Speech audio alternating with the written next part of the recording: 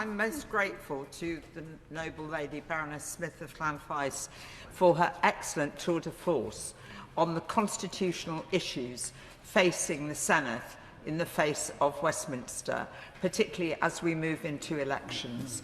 And there are a few background comments I would like to make, much more from my own professional angle in Wales. We mustn't forget that there is a long history of health and social inequality in areas of Wales, with rurality creating many problems. My colleagues in palliative medicine across palliative care in Wales have described end-of-life care in Wales now being at breaking point because the demands of the terminally ill bill risk drawing away funding from the sector that sorely needs funding, and we have seen bed closures in Wales which have been quite tragic. There simply do not seem to be the resources to deliver assisted suicide in Wales. The Welsh Cabinet Secretary for Health and Social Care, Jeremy Miles, MS, has admitted that ensuring the availability of Welsh-speaking staff would be challenging, but people would find it much more difficult to communicate in a language which is not their first language. And it is much harder to ensure understanding, detect coercion, detect difficulties, unless you can communicate in your own language. I know we're coming on to interpreters later, but I would remind the House that Welsh and English have equal standing in Wales. The amendment that was removed in the other place, I think, was unfortunate that it was removed, because actually the government's own impact assessment indicates 2 in 3 older people in Wales struggle to make suitable appointments or communicate with their GP for many, many reasons. That is not because of the problem of the GPs, it's a problem of rurality, of access, of recruitment, of resources. So there was a major concern too that actually the Senedd Health and Social Care Committee detected, and they warned that the lack of a dedicated voluntary assisted dying commissioner for Wales would risk the post holder, as in the bill, being less familiar with the operation and impact of the Act in Wales, and a risk of further inequity as a result. And this is the tension between health and justice in terms of the route.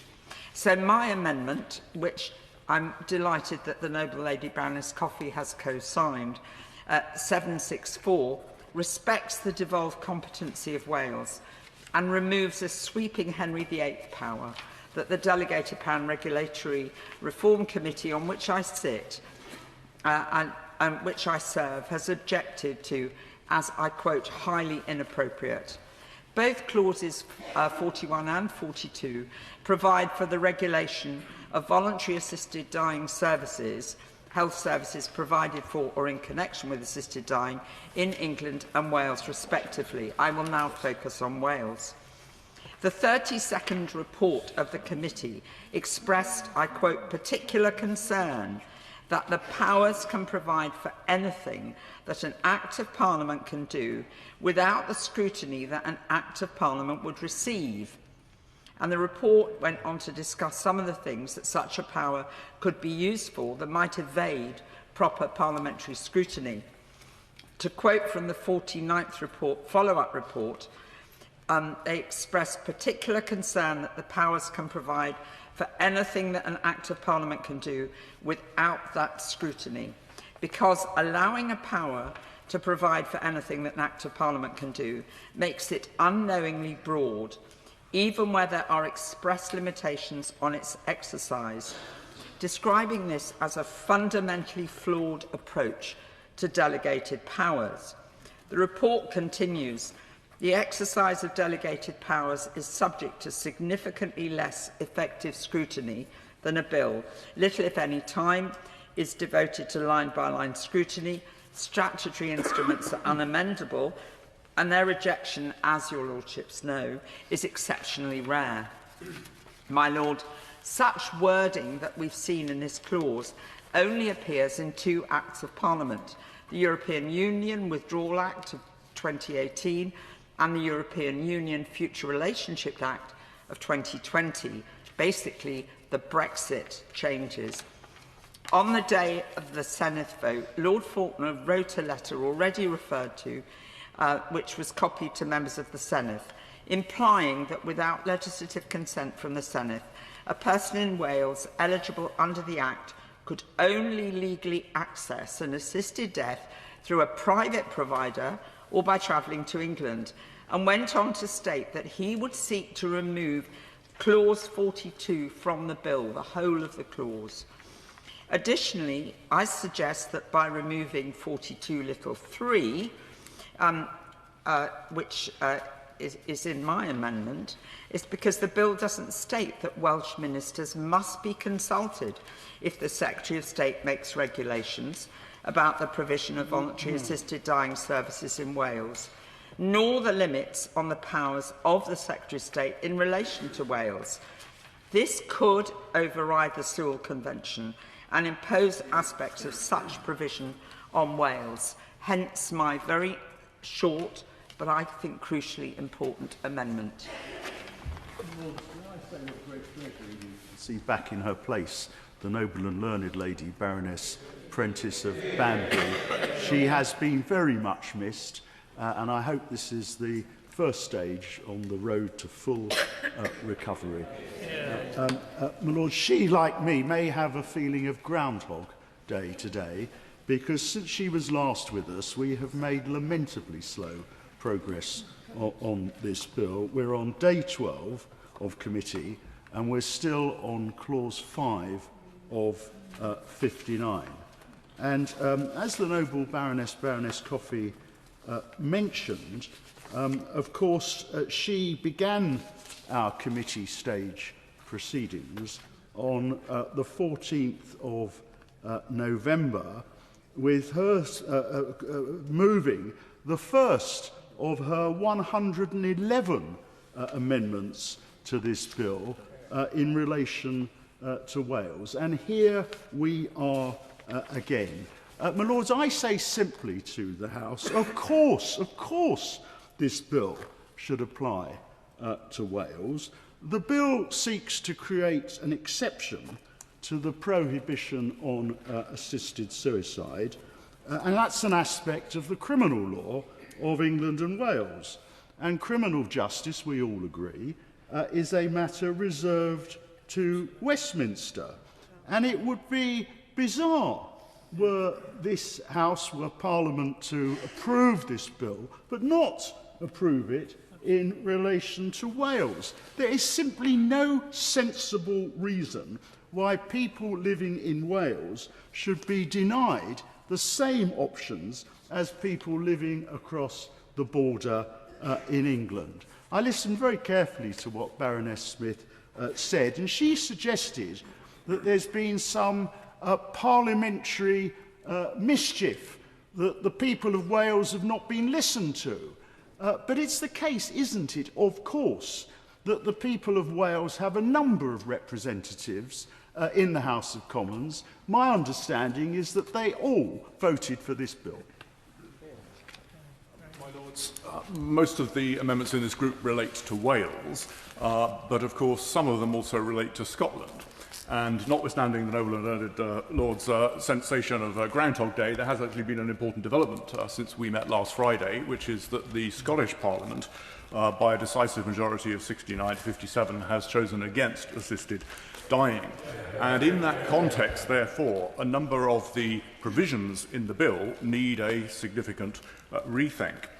In particular, references to Scotland in clause 57, 2 and 3, which would extend the provisions of this bill to Scotland, surely should no longer apply. I thank the noble Lord for giving way.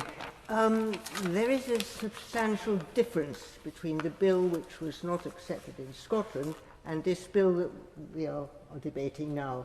The bill that was debated in Scotland had fewer safeguards. It is not the same bill, and therefore I think the noble Lord's premise is not quite as he says. Well, in fact, she brings me very neatly onto the second point I was going to make, which is the reason there were the lack of safeguards in Scotland is precisely demonstrating the constitutional and practical difficulty of trying to legislate in Scotland while a number of those key safeguards are reserved matters to Westminster. And in fact, part of the reason the Royal College of Psychiatrists, the pharmacists came out decisively this week against the Scottish Bill was because it was not able to include enforceable conscience protections for health professionals that would, for example, have enabled them to refuse an instruction from their employer to participate in assisted dying. Instead, the mechanism that was forced, as it were, upon the Scottish legislation was a Section 104 order, which, of course, would be subject to a future Westminster government changing its mind. In other words, the Scottish Parliament was being asked to legislate for assisted dying absent any Scottish safeguards for conscience and dependent on the future decisions of a Westminster Parliament. So I think she very neatly illustrates the point that there is a fundamental problem when one part of the United Kingdom seeks to go its own way. It is just incapable of getting the necessary protections, and that is one of the reasons why the measure was defeated. And so I think Amendment 887 in this group, which would seek to withdraw the reference to Scotland from some of the measures in this bill, clearly makes sense, given that the Scottish Parliament has just decided they're not going to be going down this path. The three reasons why it extends to Scotland is so that people can't advertise in Scotland to England and Wales, so that people in England and Wales get proper protections if they want to use the conscience clause, and thirdly, substances are dealt with by the United Kingdom. That's why Scotland is included. Is the noble lord saying he wants those removed if the bill goes through? Could the noble lord elaborate on his second reason? The second reason is that if, for example, you want the protection of employment law, that employment law, which extends to the whole of the United Kingdom, should protect you in Scotland as much as in England. You should never be prejudiced. That's why it's included. But are you suggesting that Scottish health professionals will be travelling south to undertake assisted dying? Is it a sort of Berwick-on-Tweed provision? So if you're an English person who's been prejudiced because you've exercised you say, I don't want to be involved, you should not be prejudiced anywhere in the United Kingdom. Well, it's not so much a matter of prejudice, because, as I understand it, this provision was inserted in the House of Commons in the anticipation that the Scottish Parliament was going to have before it a bill on assisted suicide, which they would at that point have passed. And so this was trying to do a belt and braces on a Section 104 order, which everybody could see was likely to be deficient. No, that's not right. The reason the reference to Scotland was included was in order to provide protection for people in England and Wales who, under employment law, wanted to exercise the conscience clause. Now, if I'm right about that, I'm sure the learned lord would not wish it removed. I would certainly be interested to come back to that at a report stage when we've had a chance to investigate that point further. But I think fundamentally what this is showing is that there is a great problem, a structural problem, with trying to do these types of big social changes through private members' bills, be they in Scotland or in England. And the reason for that is that actually this does require concurrent action by the governments of both nations.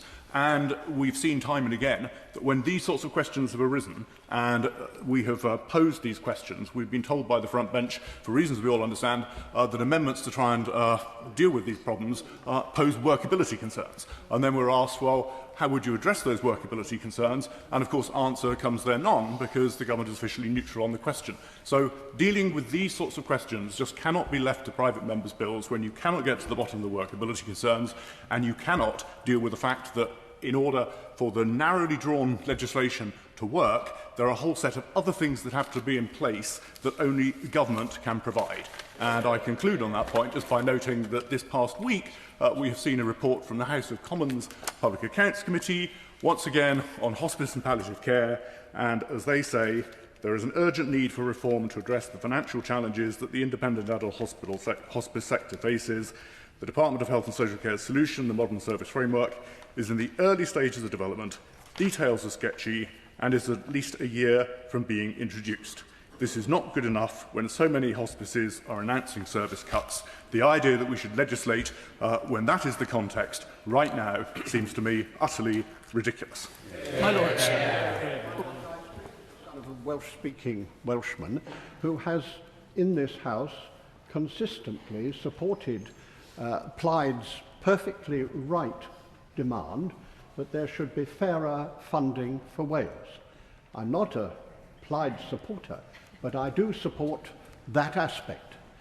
And I do hope the House will have listened very carefully to Baroness Smith's fundamental comments. If this bill is passed, the Welsh Government will have to make arrangements for its implementation in Wales. And in Wales, the provision of palliative care is not as good as it ought to be. This is widely understood.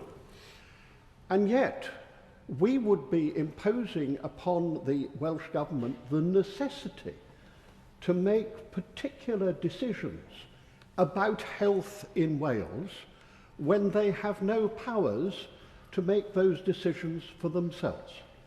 Now, that is a very simple issue, and I realise the problems of the noble and learned Lord. But the truth is, we have an underfunded Welsh Government that spends half its money on health and knows that there are real gaps in the provision. Now, I know that last week Baroness Murphy told us that that assisted suicide was actually part of palliative care. That, of course, has solved the case. We now know it's just part of palliative care.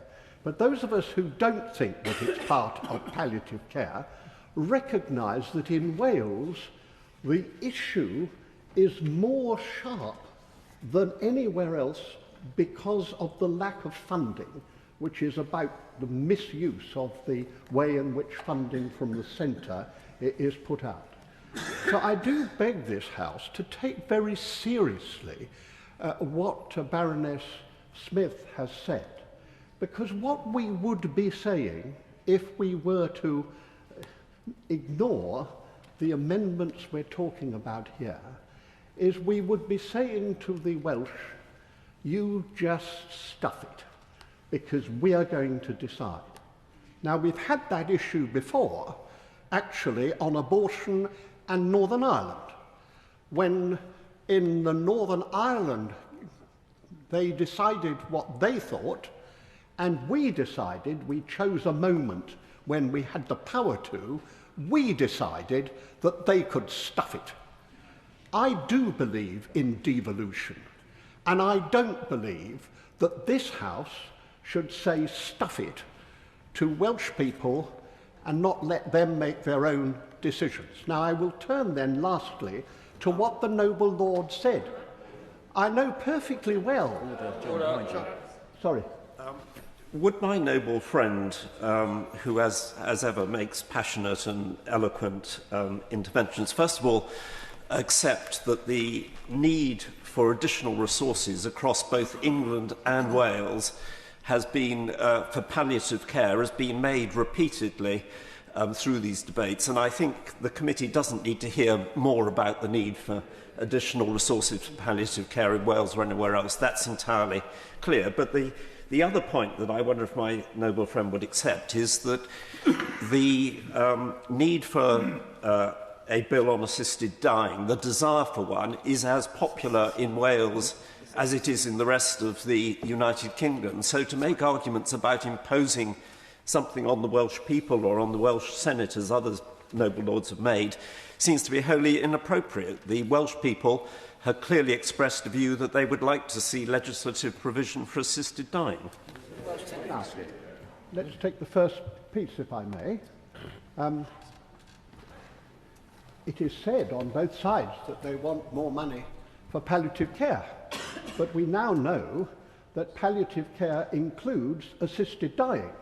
So I don't accept that the demand for more money for palliative care from those who are in favour of this bill is the same thing as those of us who are asking for more palliative care in order that there should be proper choice. So that's the first thing.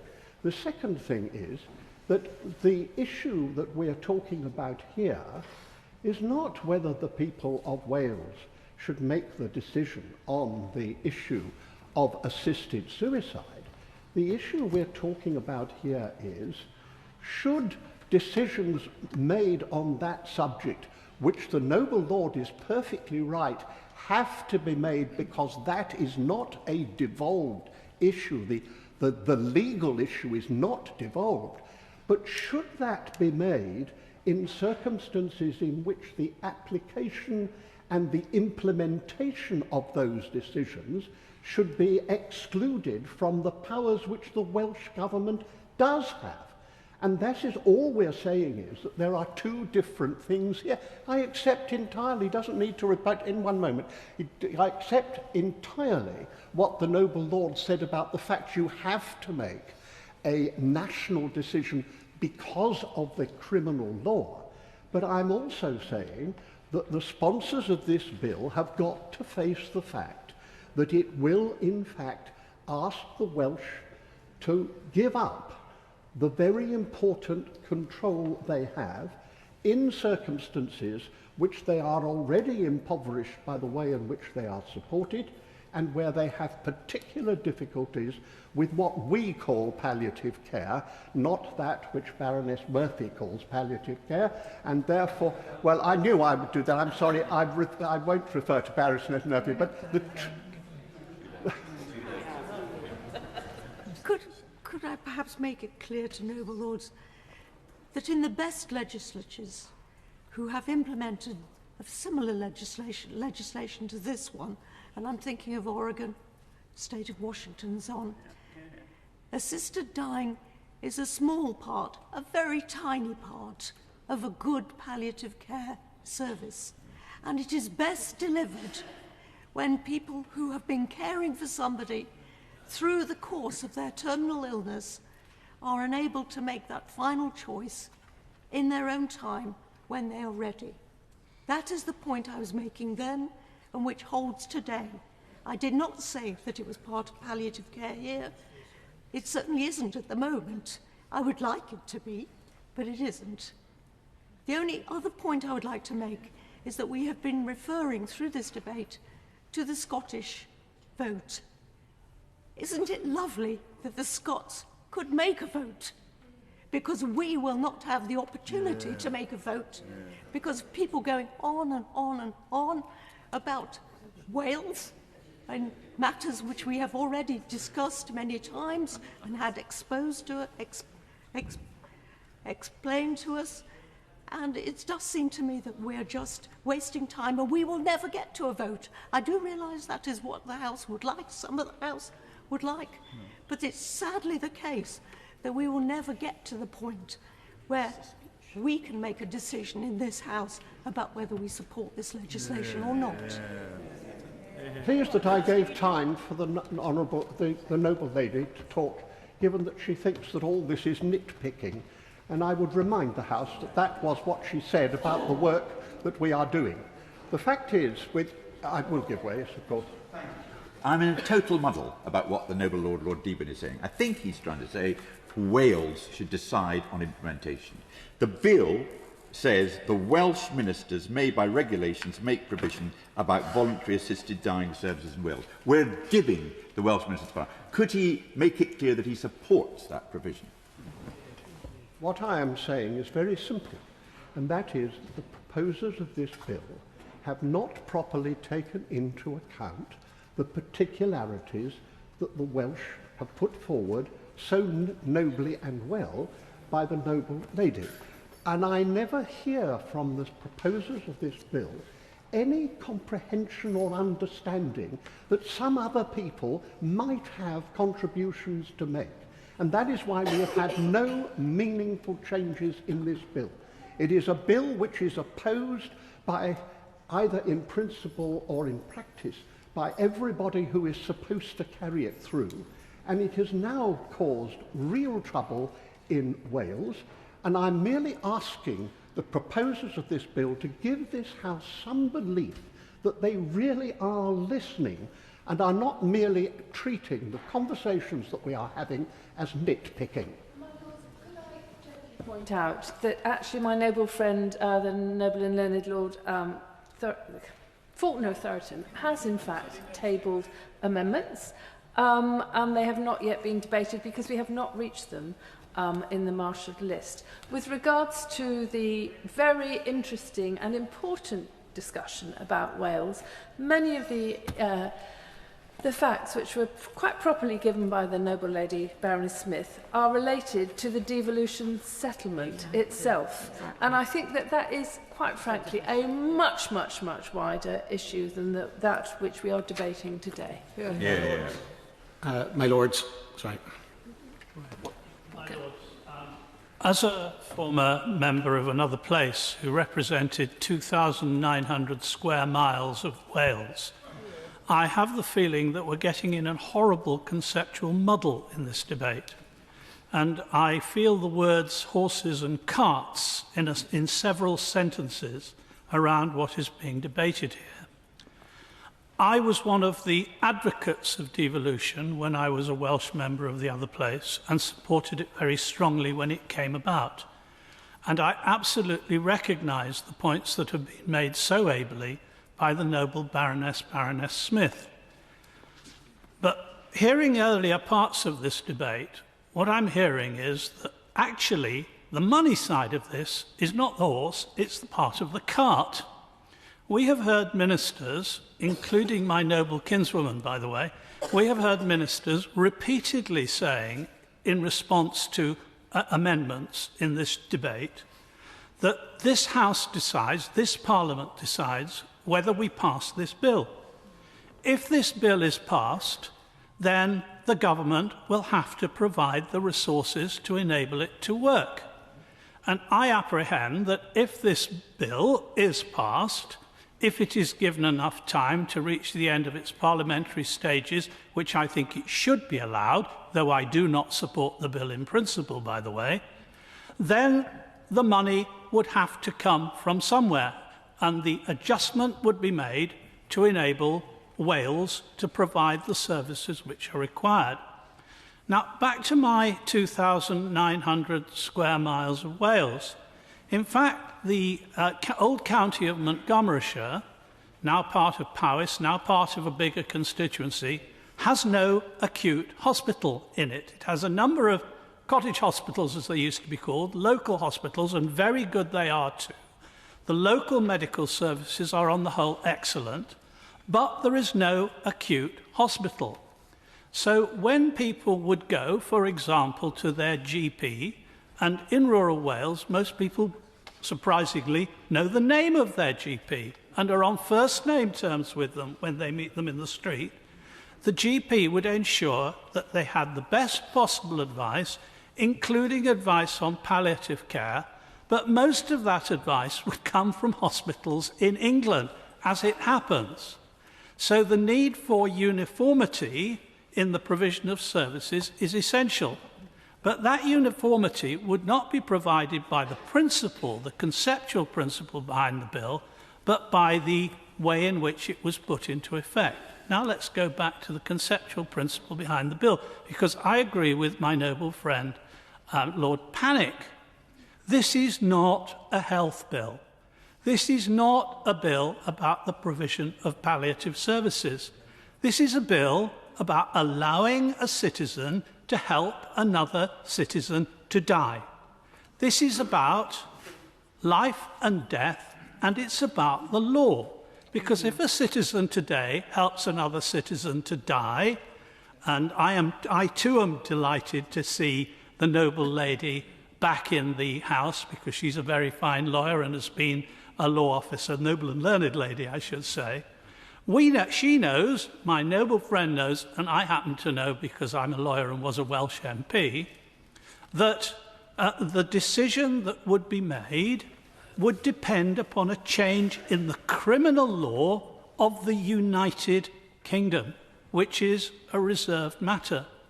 So what I suggest to your lordships is that we should get on with deciding whether this bill is passed or not, as the case may be. And as I've said, I'm not in favour of this bill, but let's get on with the parliamentary procedures which are placed upon us And then later, if this bill is passed, adjustments may have to be made to enable Wales to have the funding which would be administered by the government in Cardiff.